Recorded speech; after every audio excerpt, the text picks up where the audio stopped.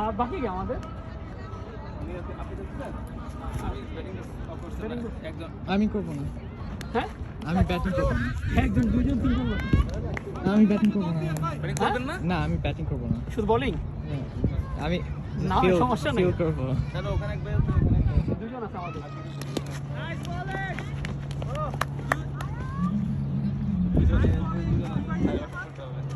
সমস্যা নাই হয়ে গেলে নেক্সট রাউন্ড নেবে।